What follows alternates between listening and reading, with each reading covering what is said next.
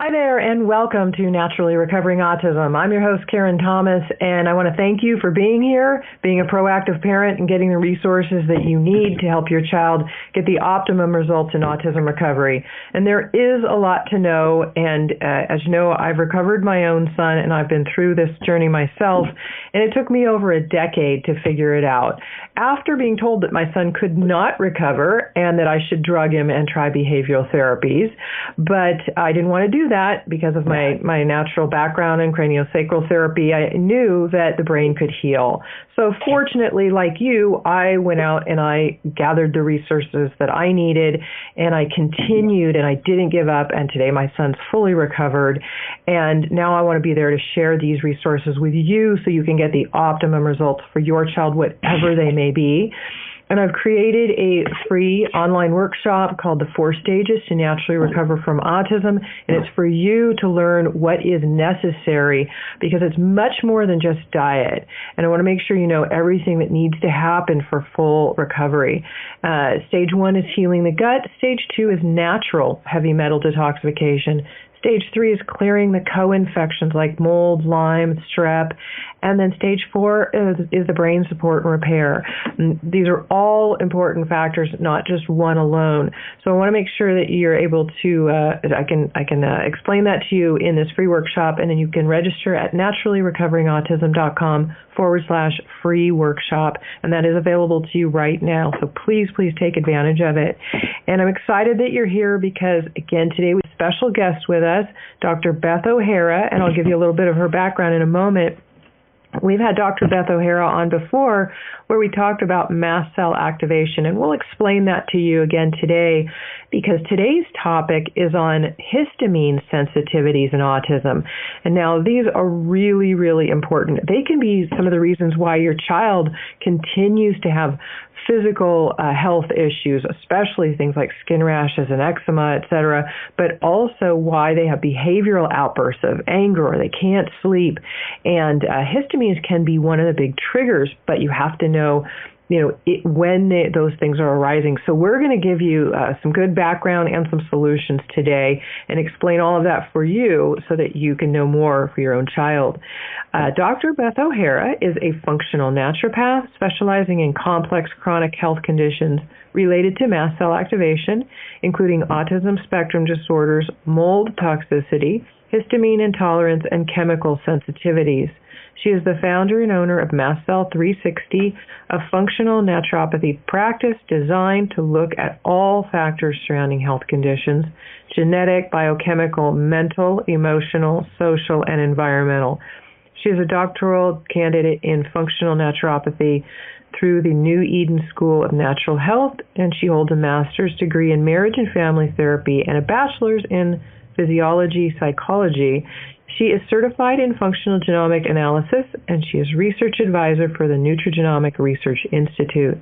She presents at functional medicine conferences and will be speaking next at the 2019 Environmental Toxins and Genomics Conference. And Beth, I'd like to welcome you. And again, I appreciate you being here, and I really appreciate your time and your expertise in these subjects and helping to share these resources with these parents who have children with autism. So thank you for being here. Oh, thanks so much, Karen. I'm really excited that we can team up together and really help a lot of kids' lives here.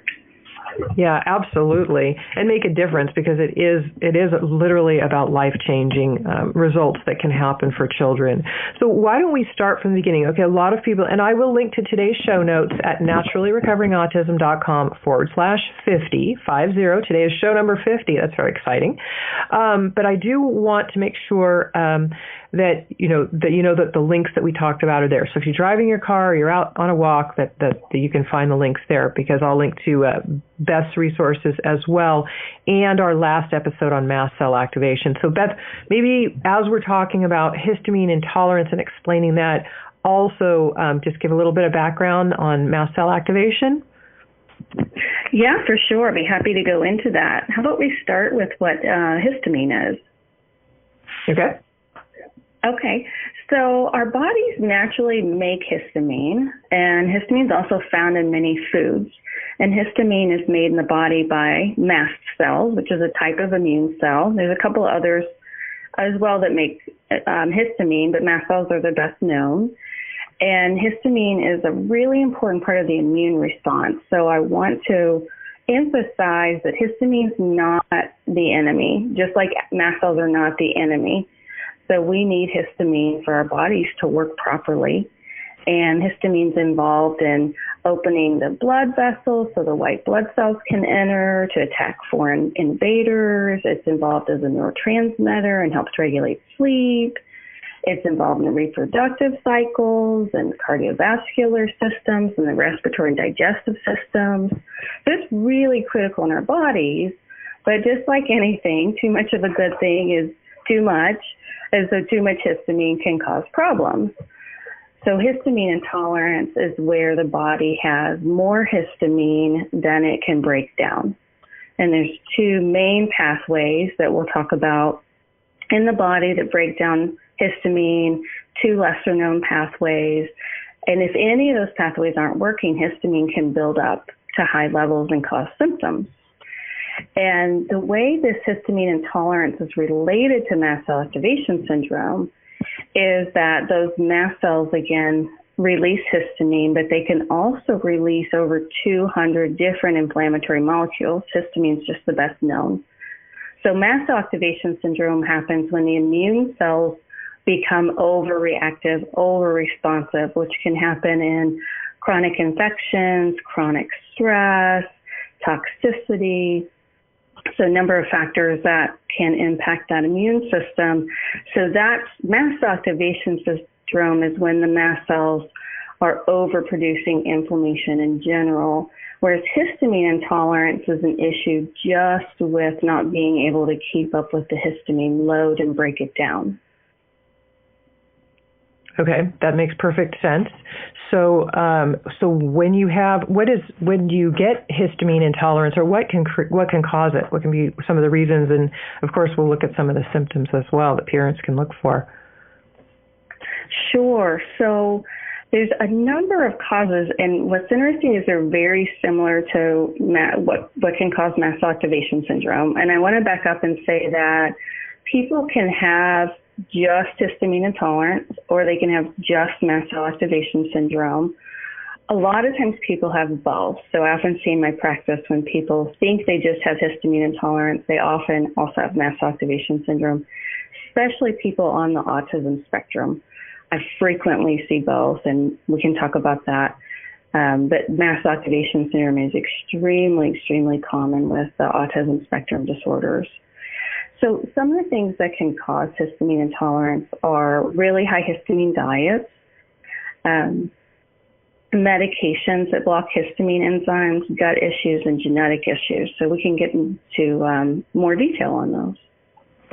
Okay, we actually need to take a short break right here, but when we come back, we'll get right back into the causes, because I think that's a really, really important thing to know for parents, because maybe you can eliminate some of the causes and then you can eliminate some of the triggers and not have some of these reactions.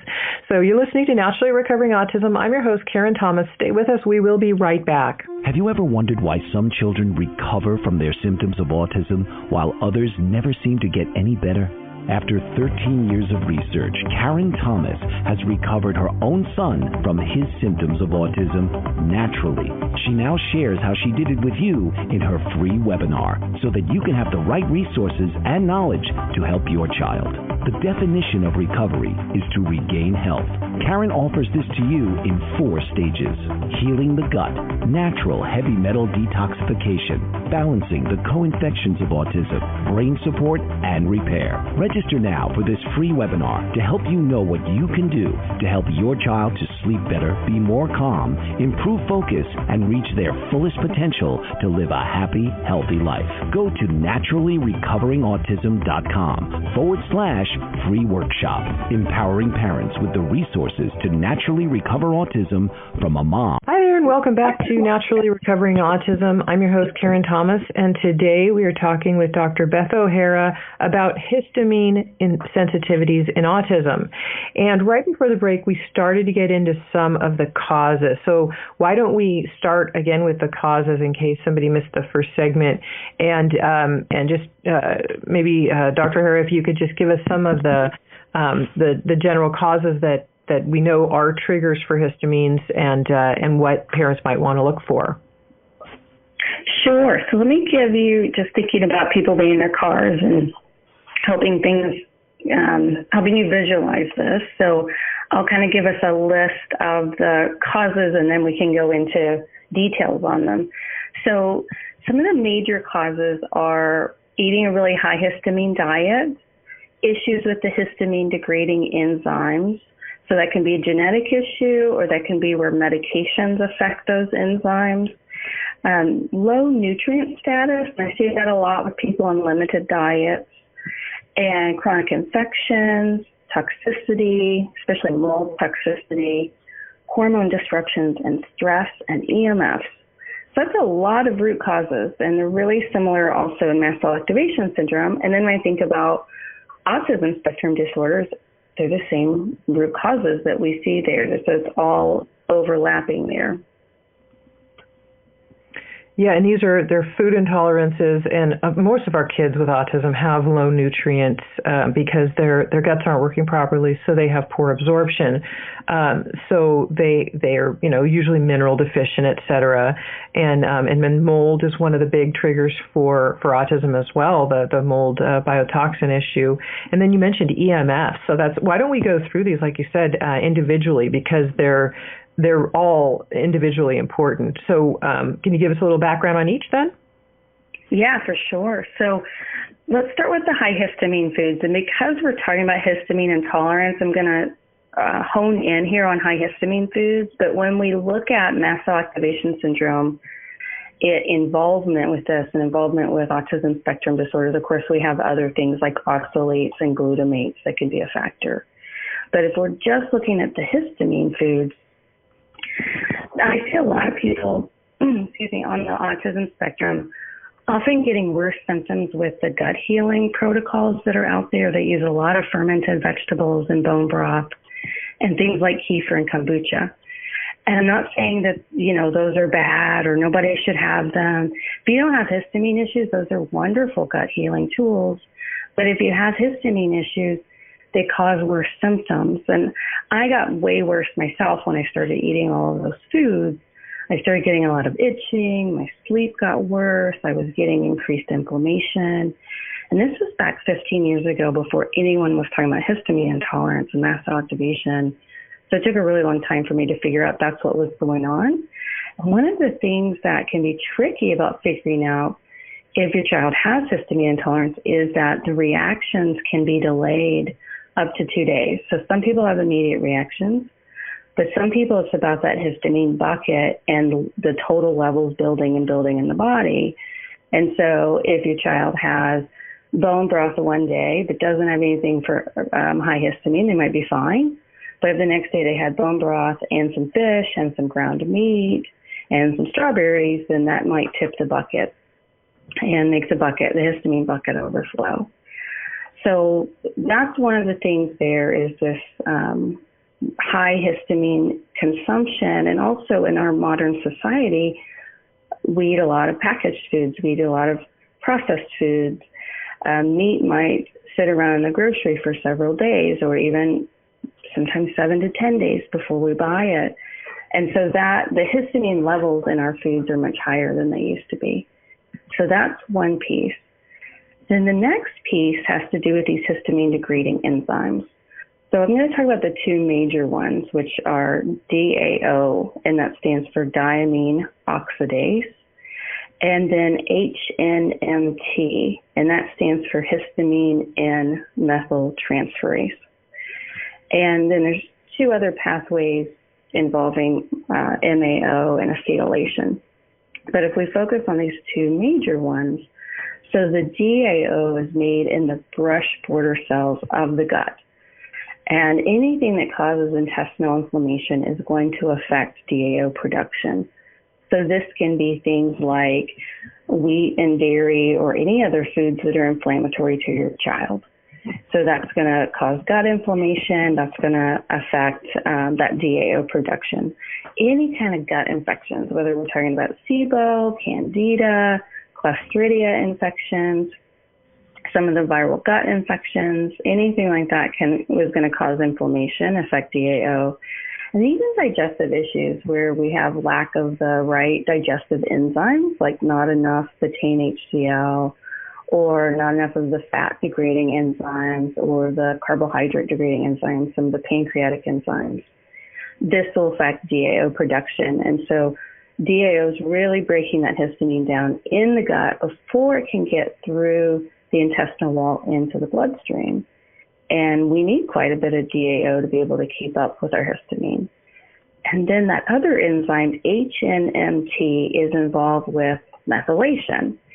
And there's an oversimplification that's occurred around histamine and methylation, which has been people have thought that undermethylation equals histamine intolerance, overmethylation equals no histamine issues.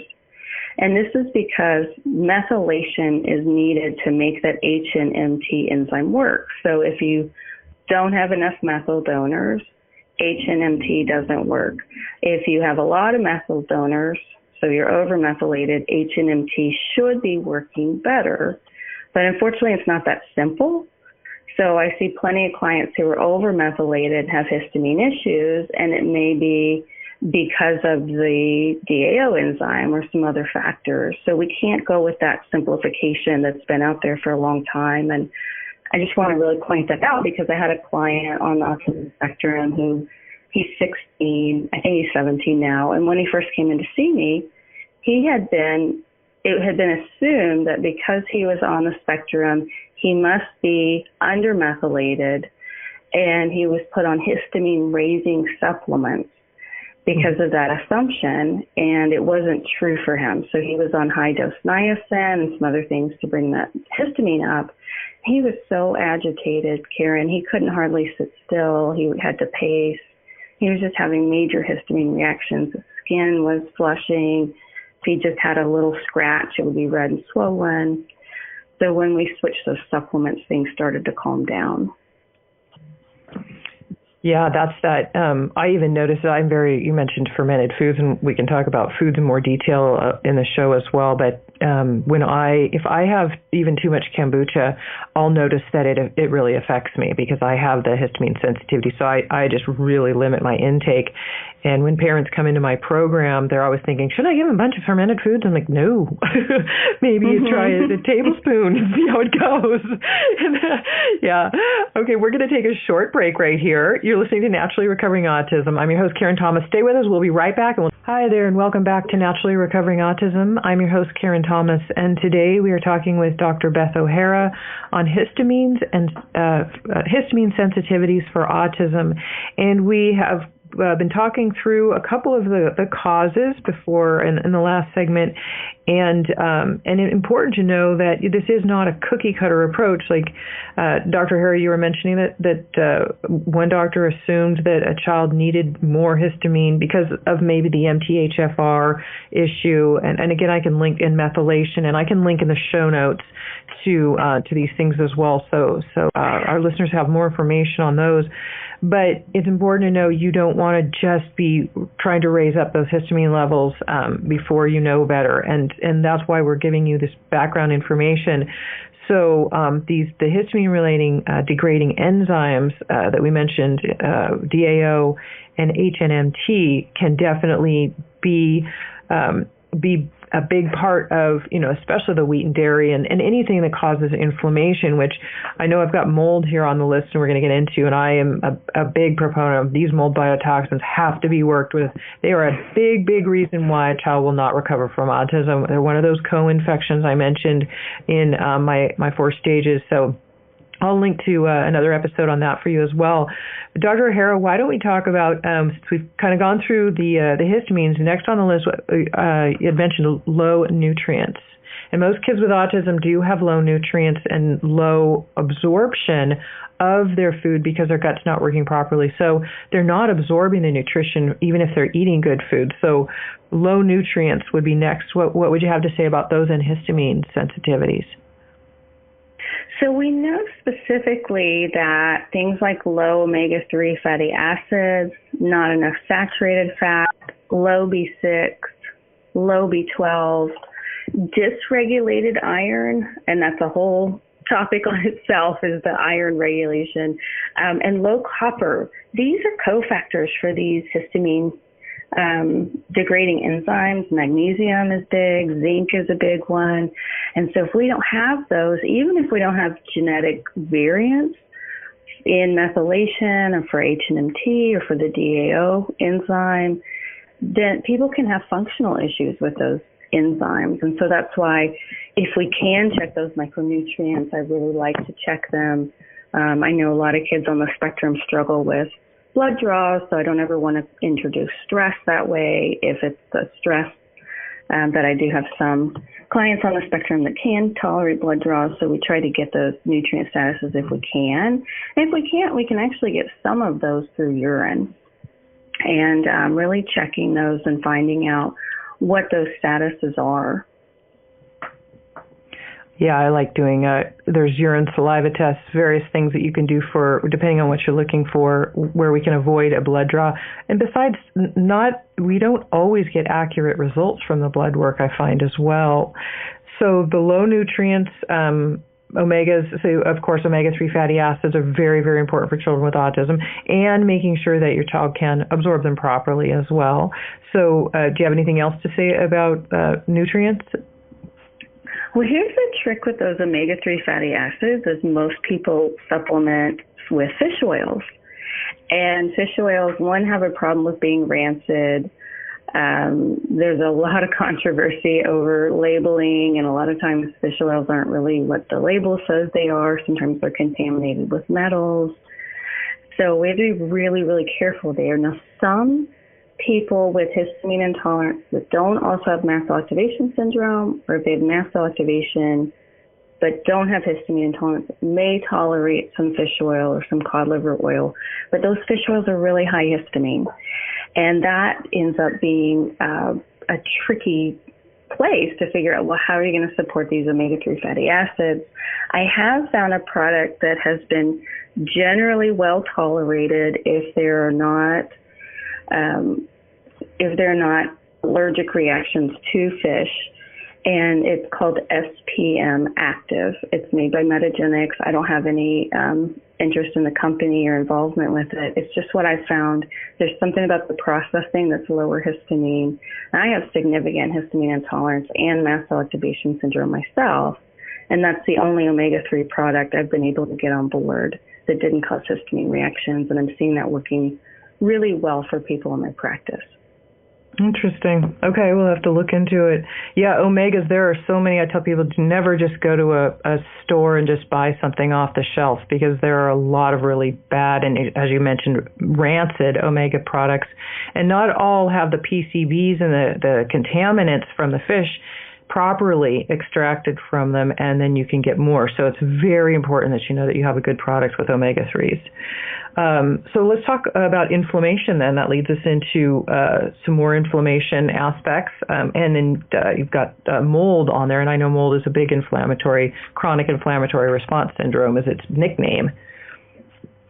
Right. And so when we move into this whole area of infections and toxicity, anything that causes anything where you have a chronic, long-standing infection is going to cause elevated histamine levels over time. Because remember, we talked about in the very beginning is that histamine is a part of the immune response.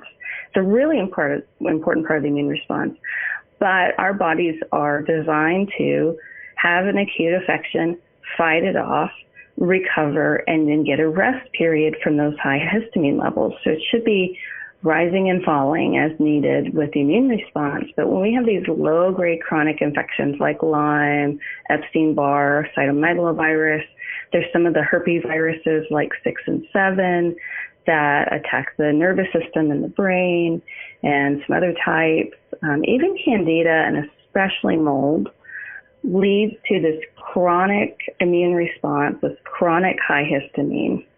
And mold is such a huge one. And so people talk about fears with mold, and mast cell activation syndrome often follows with chronic mold and chronic Lyme issues. And I think we talked about in the last podcast that often when the treatments are done, people still having symptoms, it may not be even Lyme or mold if that's been dealt with. It can be now this mast cell activation syndrome that's flared up.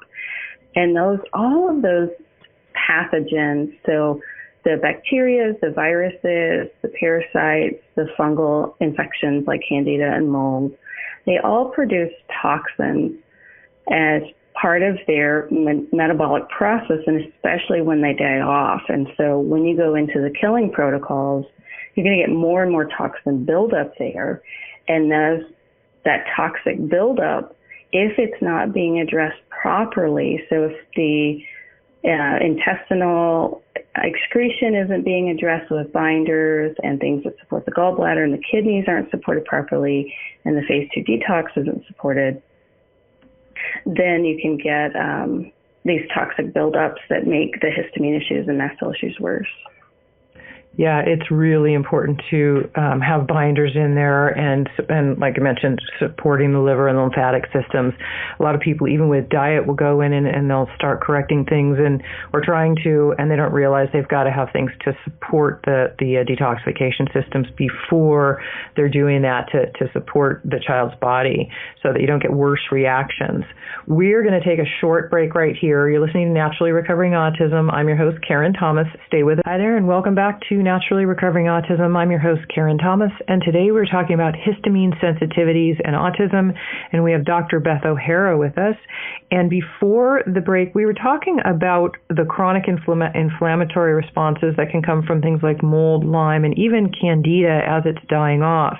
And a lot of parents will, we get really eager to get our child better as fast as we can, and we think, we'll try to do a lot really quickly. But I really, really want to caution you, and I really, really, promote this strongly in my own mentoring program that I have, that it is so important to know to move forward slowly, one thing at a time, watch for symptoms, never give a new supplement more than 2 to 3 days apart, because you want to watch, as we mentioned here earlier in the show, it can be a couple of days before you might see symptoms from something that was given a couple of days prior, or there can be a buildup of things depending on what it is. So you want to make sure your child's body can tolerate what you're giving them and that they're able to excrete these safely and effectively, because symptoms will get much worse, both physically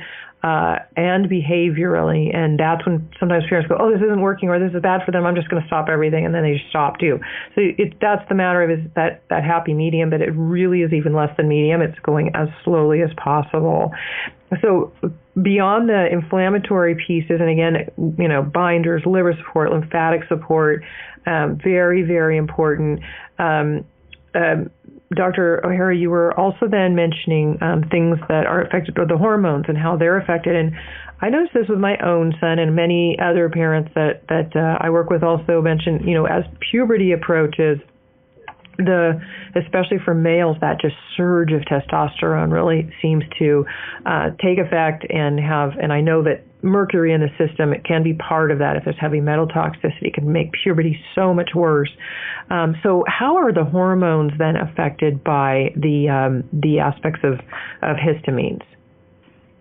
Absolutely. And I just really glad that you brought up the point about going slow on these protocols, because I see so many people that were overeager, or their practitioner was overeager, very well-meaning, but not fully understanding this mast cell involvement. And what happens is if we go too fast, we can start what's called a mast cell cascade. And this is where if you're too aggressive, you get too much of the toxins build up, you get the immune system getting even more stirred up. and the mast cells start to degranulate, which means they release their inflammatory molecules. It triggers the surrounding mast cells to degranulate. They release their inflammation, which triggers the surrounding mast cells. And you can imagine it grows exponentially. And here's the thing is once those mast cells get dysregulated, they live a really long time. They can live over a year. And I've seen where it's taken people over a year to get that stuff calmed back down. So I always tell people in my practice, slow is fast and fast is slow when we're dealing with these things, because we don't want to tip somebody into that mast cell cascade. And when we're thinking about hormones, so hormone disruption is involved here, especially things like when we get into puberty, like you're talking about, we get all these hormone changes. When there's low cortisol, cortisol helps stabilize mast cells, and it's a type of natural antihistamine. And estrogen dominance is also a big one. And so, and what we have to remember is estrogen dominance doesn't just mean high estrogen. You can have low estrogen levels, but if the progesterone is lower in relationship to the estrogen, then that's estrogen dominance too. And estrogen will also drive histamine levels. So these can all be a factor when we're seeing symptoms getting worse at puberty. And for girls, if the symptoms are changing through the cycle and at worse at different points in the cycle, then that's when I think it's time to take a look at the hormones. Also, if there's that, what we often call adrenal fatigue, and the cortisol is suspected to be low, supporting the adrenals can help a lot with the histamine intolerance. So we've got that hormone piece. We've got other toxins. So these can be things like VOCs and formaldehyde from new furniture and new construction, metals that we've talked about, pesticides, even chlorine in shower water and swimming pools, especially if your child has any itching, skin symptoms, or worse, sleep on swimming days in a chlorinated swimming pool. That's something to think about. And there's actually chlorine filters that are very affordable. You can put in the shower, bath filters that are very affordable. And I've got some links to some of them on my website. We can talk about. I've got some resources up for people. And anything we can do to get that toxin exposure down, any kind of chemical toxins, we've got to lower it. And then we touched on genetics a little bit. One of the things I want to point out is if anybody's looking at their child's genetics, if you're looking at it yourself, H and MT variants are common. And so if you see some single variants, what's called heterozygous variants on the H and MT, it may not be a big deal for your child, but those variants are not common on a gene that makes DAO enzyme, and that gene is called ABP1 and AOC1. So it doesn't have the same name. There's actually a DAO gene that works on a different pathway, a glutamate pathway. So if you're looking for genes for DAO, you're looking for ABP1, AOC1. And I see even single variants there can affect that DAO production. And then we have to look upstream and downstream at everything that affects the gut, the things that affect methylation. And so when I'm doing a genetic analysis for people with mast cell activation, histamine tolerance, autism spectrum disorders, I'm looking at over 10,000 variants that are all interrelated here. So we can't pull these genetics apart and isolate them. They all are functioning in unison. We have to look at how the relationships are between all of those different variants. And then the last two I want to hit on are stress and EMFs. So any chronic stress affects cortisol signaling. It affects that hypothalamus, pituitary adrenal axis, and can cause elevated histamine levels. People can actually stress themselves out into a histamine response without any other trigger.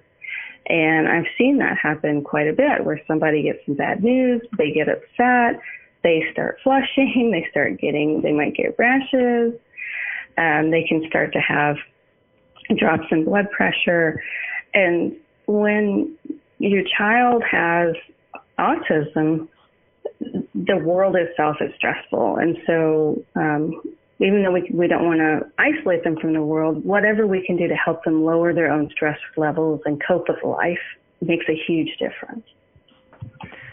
Yeah, I'm a big proponent, too, of, well, of course, adrenal adaptogens and something to support the adrenal glands on the way, too, through all of this. As you're detoxifying, that's another stressor on the system. Plus, they have the sensory processing issues and everything else to go with it. And exercise, I think, it does show to be really helpful as well helping reduce the stress level in a child, the correct one for that child anyway, the correct type of exercise. We need to take a short break right here. You're listening to Naturally Recovering Autism. Stay with us. Well, hi there, and welcome back to Naturally Recovering Autism. I'm your host, Karen Thomas, and today we're talking about histamine sensitivities in autism, and we have Dr. Beth O'Hara with us, who is an expert in this field. Before the break, we were talking about the stress factor and how it's important to keep stress low or to do things to support the system. There are some really great natural adrenal adaptogens and things that can be helpful on this journey because not only do our children have environmental sensitivities and sensory processing disorders and things that really trigger stress in their system for them, but then, various foods, which we'll get into a little bit here too. So stress, keeping stress as low as possible.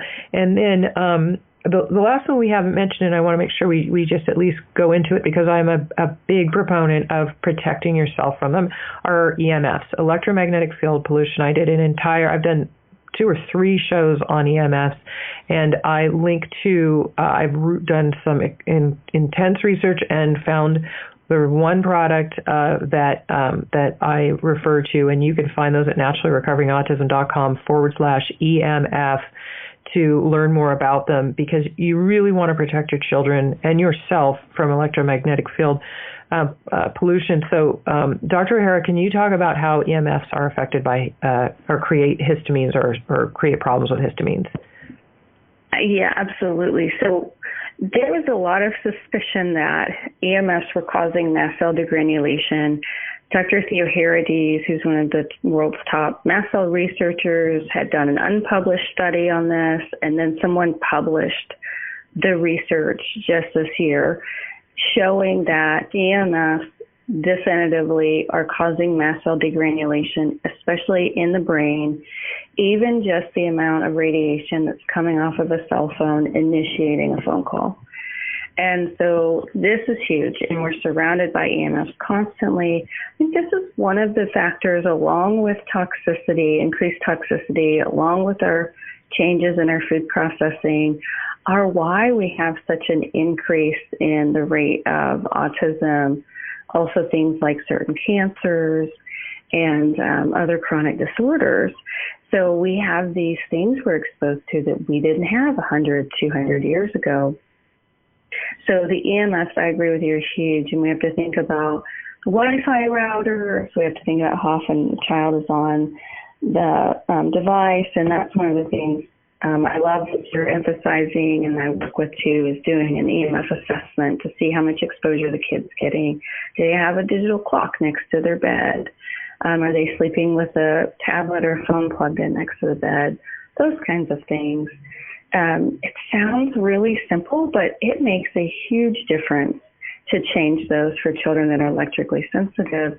And I have yet to see a child on the spectrum who didn't have EMF sensitivity. Yeah, I agree. I think it's one of the triggers these days that is actually very much contributing to autism. And as we increase our EMF exposure, we're going into looking at 5Gs here in the future, or even currently happening in already some larger cities. That can be really, really making changes or even preventing recovery. So again, important to know some of those triggers, and then again, I'll link in the show notes to some solutions for that as well. And so why don't we talk maybe a little bit about food? I know that, or symptoms. Symptoms and food, I think, are the 2 last things that we need to make sure that we're covering. So what really should parents look for when they think, oh, my child might be really having some histamine responses, and then what should I do about it? Okay, sure. So I want to say that there's so much information on these root causes that I know we can't get into all of them, but I have a free report on my website at mastcell360.com/free report. And that goes into the root causes of mast cell activation syndrome, and they're pretty much the same for histamine intolerance. So you can get a lot more info there. And when you're looking for symptoms, things to be looking for are like itching, whether it's eyes, ears, nose, throat, or skin, flushing, redness of the skin, especially we see a lot of cheek flushing. If there are dark circles under the eyes, that's a pretty clear indicator. Rashes, and you can get hives, eczema, psoriasis, swelling of the face, the mouth, the throat, the nasal passages. Anytime like there's excess mucus, so if you have throat clearing, like that kind of thing, where somebody's trying to clear the mucus coming down the back of the throat, that postnasal drip. Symptoms people can get are heartburn, reflux, indigestion, diarrhea or alternating diarrhea and constipation. Low blood pressure is common but not necessary. There's also a lot of links between anxiety, panic-like symptoms, mood changes. Headaches are common, and people don't have to have all of those because it depends on which systems are being affected and which histamine receptors are being affected. But also people are having symptoms from like the fermented foods that we've talked about, the kombucha, veggies, bone broth, kefir, yogurt, some of the other high histamine foods. Just remembering those reactions can be delayed.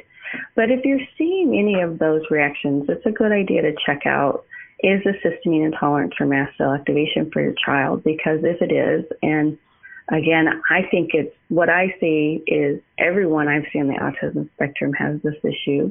That may be because of the type of practice I have, but I really think it's 75% or higher.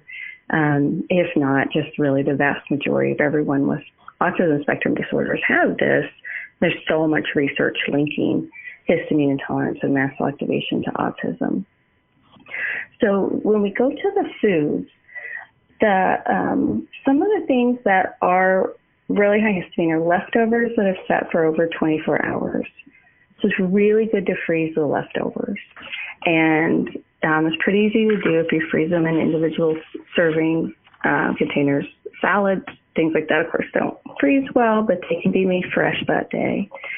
And anything that's a ground meat, and meats are an issue in general. I have a foods list here that people can get, and that's at mastcell360.com/MCAS-resources.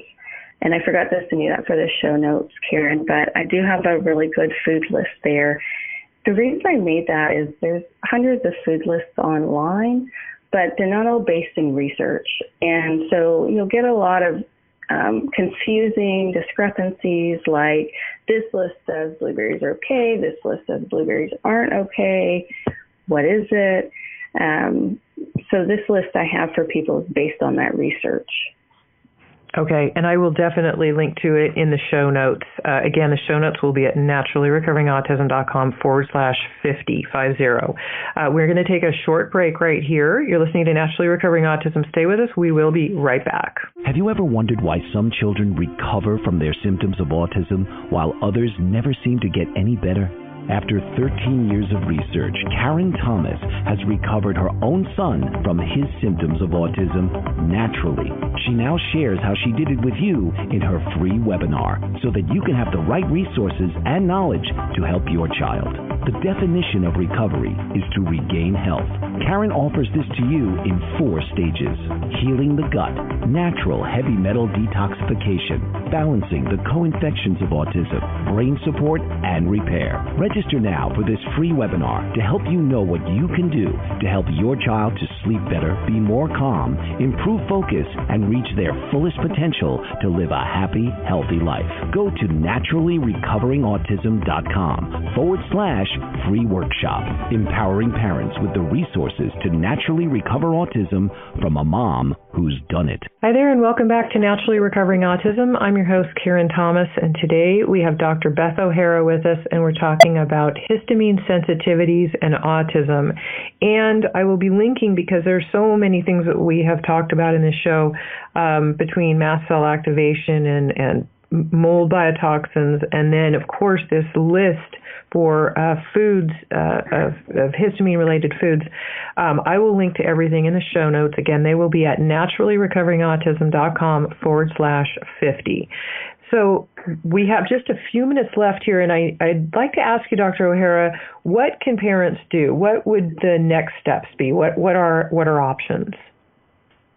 Okay, so there's basically, I would say, 3 options, 2 not great ones, 1 really good one. We can do nothing. We can go the traditional route of medications, or we can do the work that you and I do, Karen, looking at those root causes in the functional approach. The unfortunate thing is that if you don't do anything for this, histamine intolerance and mast cell activation are progressive if it's not addressed. And that means the symptoms are going to continue to accelerate. If the immune system's dysregulated, it's harder to fight off infections and so on. There is a traditional route of medications like antihistamines, but they're just masking symptoms. And histamine intolerance and mast cell activation syndrome are progressive if you just use the pharmaceuticals. I'm not anti-medication, and I'm not saying that if somebody needs meds, they shouldn't use them. But people need to know that if that's the only thing you do for mast cell activation syndrome or histamine intolerance, it is progressive, and those medications have a lot of side effects. So managing histamine intolerance and mast cell activation syndrome, I always tell people it takes work, but I know your audience knows this. They've been through this. You guys have been in the trenches working on this for a long time. And so the approach that does work is what you and I do, Karen, and that's to dig in, to identify these root causes, address the root causes, support the nutrient cofactors, address the food changes needed. This is what really allows kids to heal and improve and get their lives back. And I see this again and again in my practice. And I tell you, everybody that comes in, even though they've seen other practitioners, and usually when people get to me, they've seen 10 practitioners. Everyone's always missing a couple of the big pieces. But when we take the time to dig in and get the whole history, we find those major pieces. I had a client who had spent tons of money, but nobody had run something called a neurozoomer, which I love for people on the spectrum. And this client had 2 active herpes infections that were attacking the brain. I also know this from my own experience, Karen. So one thing I just wanted to share with your audience is that I had a lot of autism symptoms myself as a child. I was verbal on the higher functioning end, but social delays, tons of anxiety, horrible insomnia. And I really struggled up until I learned how to do this kind of root cause analysis and did it on myself. I figured out I had mast cell activation syndrome. I figured out I had histamine intolerance. I got my brain back. I got my life back. I got to go back to graduate school. I was delayed, so I didn't get to go back until my 30s.